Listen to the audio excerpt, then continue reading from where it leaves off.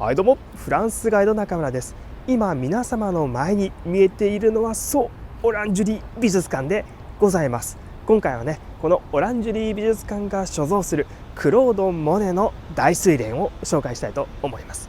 それでは早速行きましょ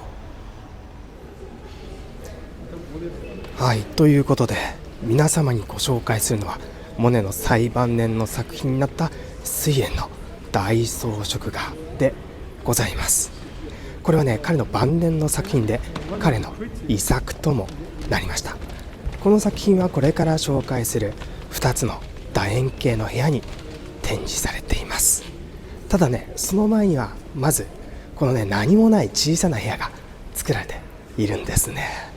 で、何もなくないんですけど、実はね、今ちょうどね、特別展が行われていて、モネに影響を受けた現代作家の作品が展示してあります。本当はね、ここで一旦心を落ち着かせて心の準備をするところなんですけど、逆にね、ちょっと興奮してしまいそうな絵がかけてありますけども、まあね、ちょっとここで一応深呼吸でもしておきましょうか。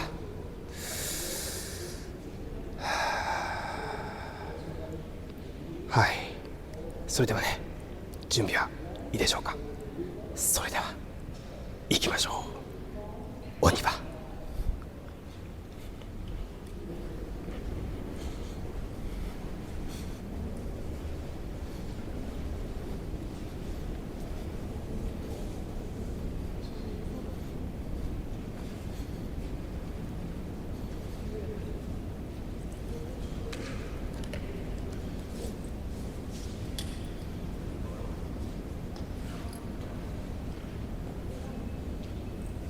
どうですか。現実世界とは別の、まさにモネの世界に入り込んでしまったような感じですよね。素晴らしいでしょう。まずね、これらの絵画、何も明確に表現されていないんですよ。すべてが曖昧にしか描かれておりません。じっと目を凝らしてみるとね、なんとなくここには水草があるなとか、なんとなくここには睡蓮があるなっていうね、風に分かりますけども、詳細は一切表現されておりません。すべてが淡い青紫の色の中に融合してしまっています。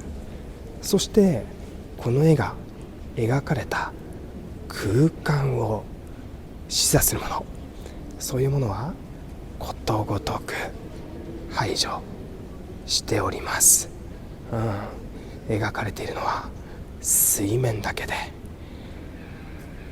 どこが岸なのか、画家はどこからこの水面を見ているのか、空間を把握させるような要素は一切ないんですね。さあ、今度はね、この展示室に注目してみましょう。楕円形になっているでしょ。絵画が一周しているため、どこが始まりでどこが絵画の終わりなのかね、よくわからないようになっています。始めもなければ終わりもない、曖昧な空間の中で水面に漂う、まさしくこの睡蓮のように、鑑賞者である私たちもこんな不思議な空間の中で漂うというね感じで、この作品自体が設計されております。ただしね、これらの絵画はそれぞれ一応ねタイトルが付けられているんですよ。さあ、まずはね、ここから行こうか。ちょうどね、開館と同時に入りましたけど、もうすごい人がねたくさん入ってきましたね。さあ、まずはね、こちらの作品なんですけど、はい、こちらの作品はね、黄色とピンクが見えておりますけども、こちらは日没でございます。そしてさあこちら側です。この隣にある今度は雲が見えてきましたけども、こちら水面に映る雲が見えてる作品はその名の通り雲。これらのタイトルはね、そのモネがつけたのか、それともこの学芸員の人たちがつけたのか、実はよく分かっていなくてですね、そこまでね信用してはいけないという感じがしますけども、はい、今度はね深い暗い色調の水の色を見せるこちらは緑の繁栄と一応呼ばれていて、そしてこちら美しいよね、この絵画のね色彩ね。はい、こちらのね淡い紫が美しいのは朝というタイトルがついています。長い絵画でしょう。これね高さは2メーターあります。高さは2メーターって、このね長さはだいたいこの絵画12メーター以上あるんですよ。めちゃくちゃ大きいでしょう。ただね長いといってもより小さいパネルをね組み合わせながら長くしているだけなんですよ。はい、今ねこれ私の目の前にこれつなぎ目が見えております。わかるかな、皆さんに見える？肉眼だと結構はっきりと見えるんですけど、これねこういうふうにつなぎ目があります。どうだろう、見えてるかな。はい、このようなつなぎ目があってだいたいね正方形ぐらいのつなぎ目、正方形ぐらいのパネルが、つなぎ合わされてこのような長い絵画を作っております。ここには4枚の絵画が展示されていたでしょ。この隣の部屋に残りの4枚がありますので、早速ねこの奥の部屋に入っていきましょう。お庭。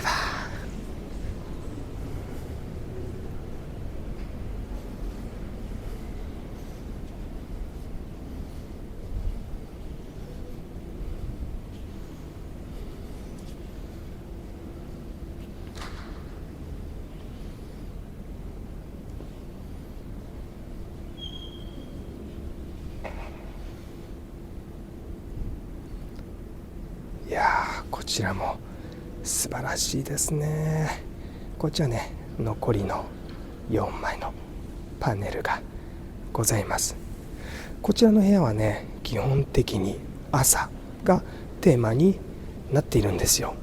というのはね、こちらは建物の東側になっていましてね、東というとほら太陽が昇る方でしょ。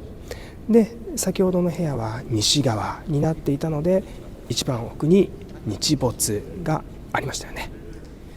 そう、太陽といえばね、本当の太陽の光が入るような仕組みになっているんです。はい、これね天窓がねこういうふうに天井についておりまして、太陽の光が入るような設計になっているんですね。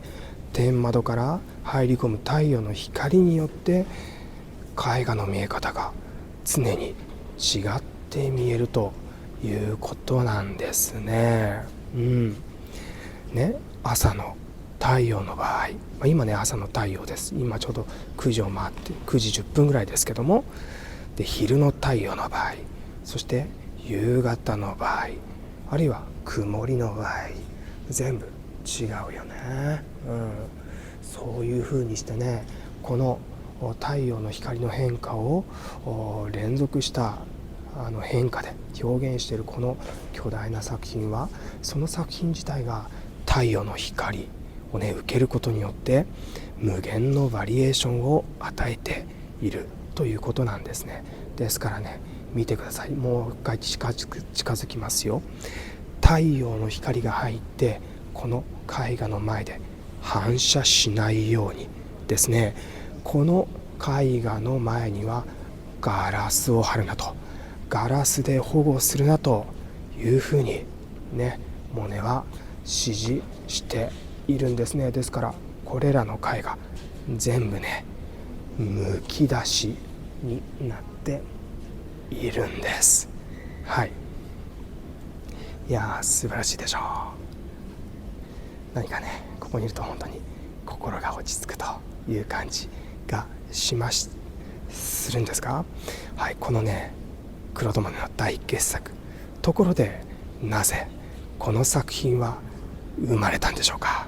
そしてどうしてこの作品はここにあるんでしょうか。実はね、その制作の裏側にはもう一人、この睡蓮の作者とも言っていい人物の存在があるんですね。そんな人物がおります。その人物の名前はジョージ・クレマンソーというね人なんです。モネとクレマンソーの友情の物語、この睡蓮の制作の歴史に迫っていきましょう。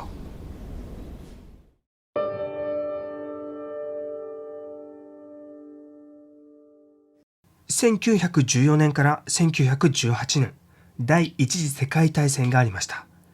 1918年11月11日、ドイツが降伏したことにより休戦協定が結ばれます。その時に首相を務めたのがジョージ・クレモンソーです。戦争を終わらせた首相としてクレモンソーは国の英雄となりました。その翌日、11月12日、モネはクレモンソー宛てに手紙を書きます。もうすぐ2つの装飾画が仕上がります。戦争勝利の日付に終わらせたかったものです。それをクレモンソー、あなたを通して国に寄贈したいと思っています。些細なことですが、私が戦争勝利に貢献できる唯一の方法だと思っています。モネはこのようにして第一次世界大戦の勝利記念として睡蓮の装飾画を国家寄贈したいと申し出るんです。そしてその仲介役に選んだのがクレモンソーでした。モネとクレモンソーはほぼ同い年で、20代の頃から知っている古い友人でした。クレモンソーはモネの創造性を尊敬し、モネはクレモンソーの困難に立ち向かい、どんなことがあってもくじけない、その強さを評価していました。そして何よりも2人を深く結びつけていたのは芸術に対する愛情でした。クレモンソーは非常に造詣の深い美術愛好家でもあったんです。11月18日、終戦後、クレモンソーにとって初めての休日。彼はノルマンディーにあるモネの自宅、ジベルニーにいました。モネの提案に興奮しつつ、こう言うんです。2枚だけじゃ少ないんじゃないか。もっとくれよって言うんですよね。クレモンソーはモネの連作の大ファンでした。ルーアンの大聖堂も素晴らしいものだった。ただ、20作品ほどで構成される連作っていうのは公開と同時にバラ売りされてしまう。世界中に散らばってしまうんです。モネの連作が一箇所に完全な姿で残っていない。これは問題だとクレモンソーはずっと前から考えていたんですね。で、まさに今回がそのチャンスじゃないかっていうわけです。君の連作を完全な姿でフランスに残そうじゃないか。絵画は君が描いてくれ。建物は私が用意しよう。このようにして2人の合同大睡蓮プロジェクトが生まれます。まず問題になったのは展示場所でした。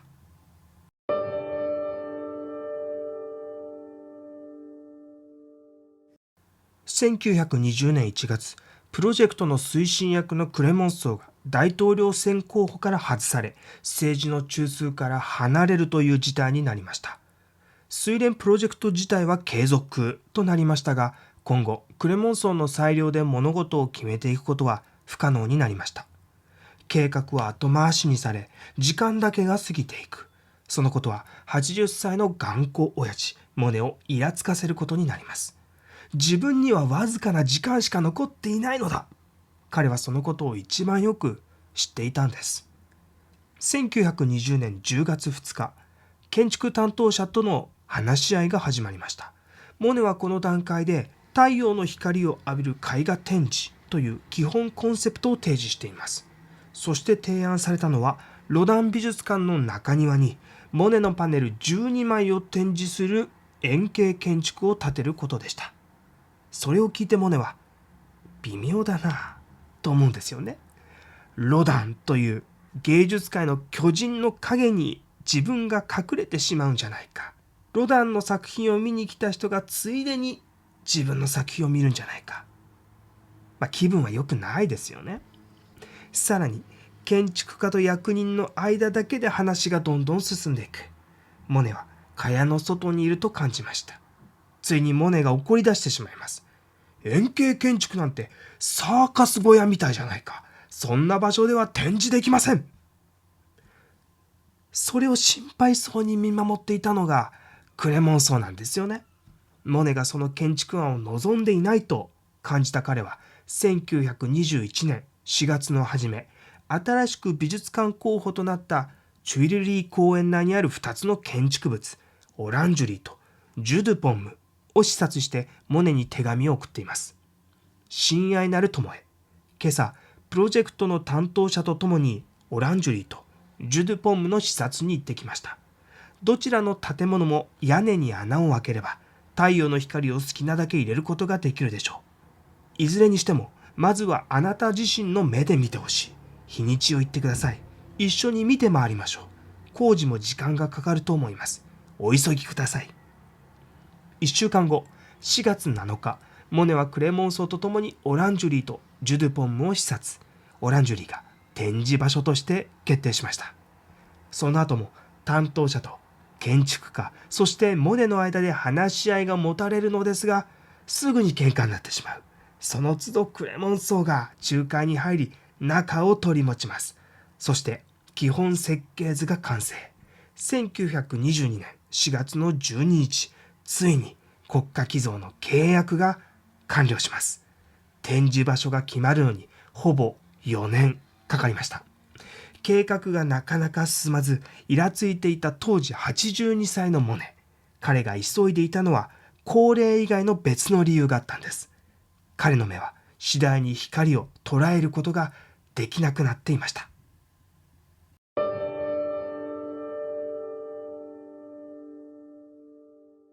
プロジェクト誕生の直後、1919年からモネの視力は衰えていきました。白内障でした。すべてが青く見えて、赤と黄色は見えなくなってしまったとモネは語っています。皮肉にも国家寄贈契約が結ばれた1922年、病状は悪化。右目はほぼ失明。左目だけがわずかに見える状態でした。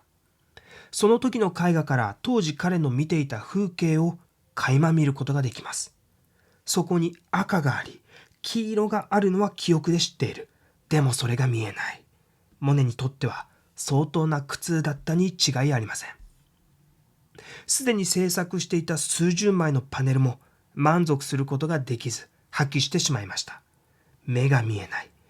絵画制作は不可能と結論し、モネは国家寄贈断念を決断します。そんなモネの自宅を訪ね、慰め、手術を進めたのはもともと医者だったクレモンソーでした。寄贈を諦めるなんてあなたは完全にどうかしてますよ。あなたの絵札がどれほど力強いものであるか、あなた自身がよく知っているはずです。今まで絶え間ない努力で高みを目指してきたから、あのような最高傑作を生むことができたんじゃないですか。あなたの命が尽きる最後の瞬間まで、最も美しい連作に挑み続け、完成させようじゃありませんか。私に光というものが何なのか教えてくれたのはクロード、まさにあなたなんですよ。1923年1月、右目の手術を受けました。視力は回復しましたが、モネの望んでいたような以前の視力に戻ることはありませんでした。体力低下、視力低下、気分も沈みがちになり、モネはどんどん弱気になっていきます。1924年8月、クレモンソンの励ましにもかかわらず、モネは国家寄贈を断念する旨を伝えました。あなたの望んだ通りに、すでに美術館は完成しているんですよ。クレモンソーは怒りました。国民の税金がすでに使われている。あなたはフランスと約束したのであって、もうやめるなどという自分勝手は許されません。一人のアーティストとして、そしてあなたの名誉を守るために、この計画は最後までやり遂げなければいけないんです。もし寄贈中止という決断を撤回しないならば、我々はもう二度と会うことはないでしょう。モネはこの瞬間に視力だけでなく大切な友人も失ってしまったんです。1925年3月中旬、心身ともに弱ってしまったモネを見て、義理の娘ブロンシュがクレモンソーに連絡を取ります。そして彼が譲歩しました。クレモンソーはモネの自宅ジベルニーを訪ね、そこで2人は抱擁しました。この再会が奇跡を起こすんです。モネの視力が回復していきます。以前と同じように色彩を感じ取ることができるようになりました。85歳のモネの最後の挑戦が始まります。残された時間はあとわずか。急げ、急げ、急げ。1926年の初め、完全主義者であるモネは常に筆を入れ続けていました。そしてついに絵画は乾きさえすれば納品という状態まで持っていくことができたんです。モネがその知らせを一番に伝えたのはもちろんクレモンソーでした。あなたが満足してくれるなら私も頑張った甲斐があります。モネはそう言って二人は微笑み合いました。その年の終わり、最後の作品を完成させた画家はその生涯を閉じました。作品をアトリエから運び出すのは自分の死後にしてほしいとの願いから、オランジュリーでの公開は作品完成から約1年後、1927年でした。計画誕生から約8年が過ぎようとしていました。つまりモネはこの展示を一度も見たことがなかったということですよ。彼の頭の中にしか存在していなかった構想は彼の死後、このような形で現実のものになりました。モネが最後の力を振り絞って描いた作品は彼の人生が凝縮していると言えるかもしれません。今ね、私たちがいるのは奥の部屋ですよ。東側のね、部屋です。全体的に朝がテーマとなっていたんですけども、ここからね、これはね、私の解釈でしかありませんけども、ここからね、一日をたどることができるんじゃないかなって私は考えております。まずね、こちら側行きましょう。はい、夜を思わせるじゃないですか。タイトルはね違いますけども、何か暗くてね、夜を思わせます。これから太陽が昇ってきますよ。はい、何か太陽が昇るような雰囲気を感じます。どうですか、皆さんには小鳥のさえずりが聞こえてきたような気がしませんか。そして少しずつ太陽が昇っていく。いいですか。ほら、ここの部分はまだ暗いでしょうけども、少しずつ明るくなっていきますよね。太陽が少しずつ出てね、辺りがほんのりと明るくなってきました。太陽が昇った直後を思わせる、ほんのりと明るくなった朝の柳ですね。そして太陽がね、少しずつ太陽の光が少しずつその周辺に広がっていきます。このね、絵画が美しいんですよ。これね、幻想的な絵画でしょう。タイトルはね、日本の柳と言いまして、ひょろひょろっとした柳が左とね右にこのようにあるんですけども、辺りは幻想的な美しい光で満ちております。さあ、太陽がね少しずつ昇っていきますよ。そうするとより明るいね、完全な朝になっていきます。はい、こちら明るい朝の柳でございます。どうですか。このようにしてね、太陽の光を追いかけることによって少しずつ明るくなっていく連続した光の変化、そういうものをね見ることができますよ。さあそして先ほどの部屋、西側の部屋に戻っていきましょ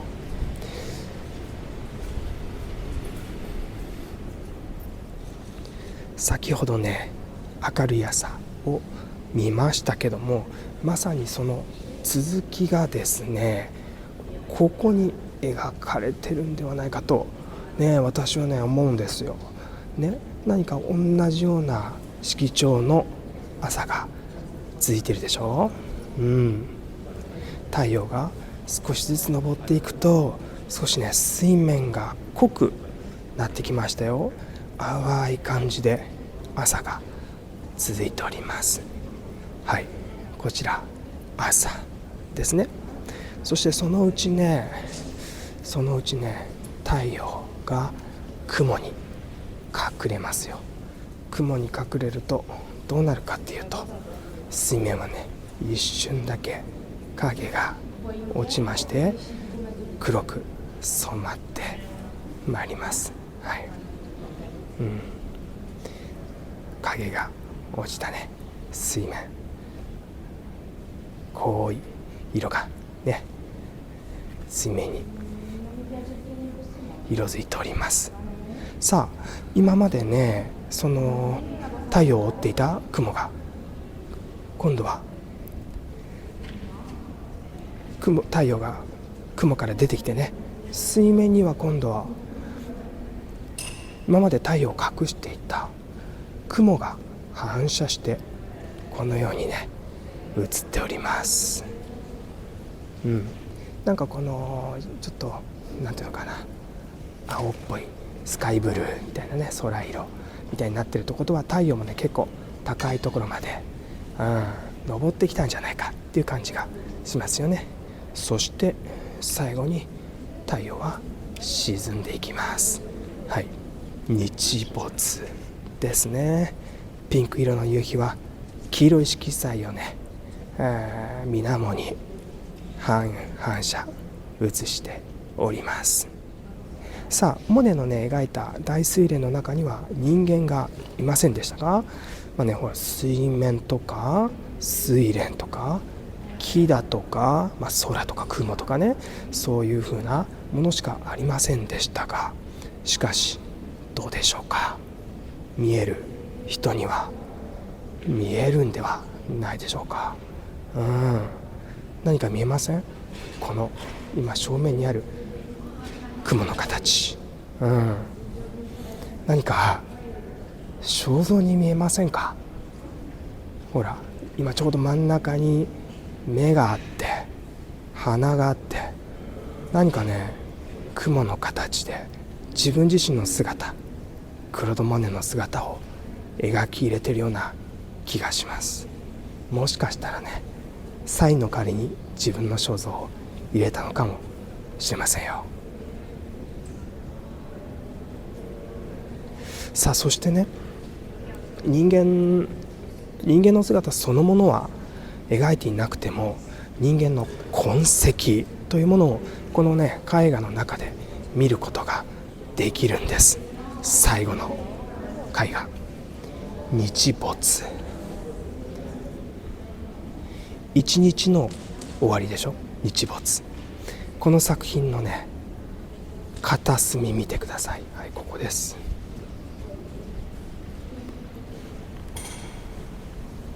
この部分なんですけどどうですか。これ完全にね塗られてないんですよ。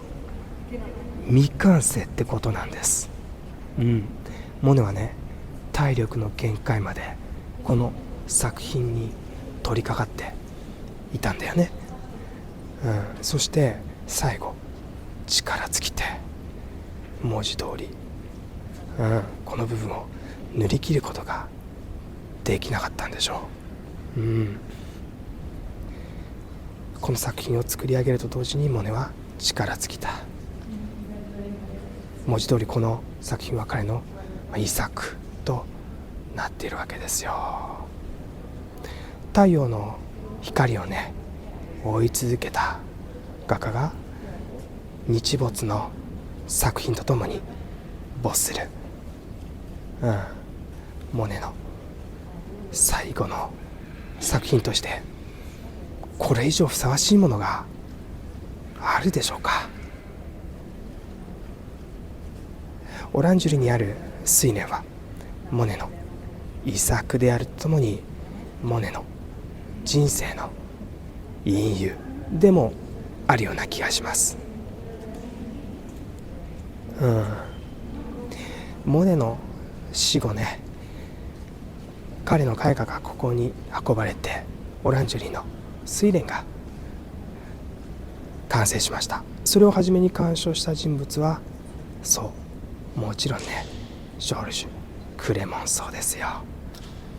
あなたがいなければこの作品は存在していなかったでしょう。印象派画家を代表する画家の最高傑作がこのような形をとってね、パリに残っているというのはとても幸運なことだと思います。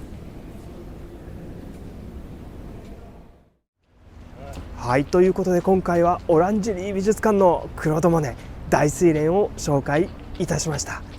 いやー、素晴らしい大傑作でしたね。こういうね作品がこのね世の中に残ってるってことがとても幸運なことだと思います。ということで今回はこの辺にしておきましょう。少しでも面白いと思ったら高評価、チャンネル登録お願いいたします。皆様の感想ぜひコメントに書いてくださいね。コメント読むの楽しみにしております。ということでまた次の動画でお会いしましょう。ありがとうございました。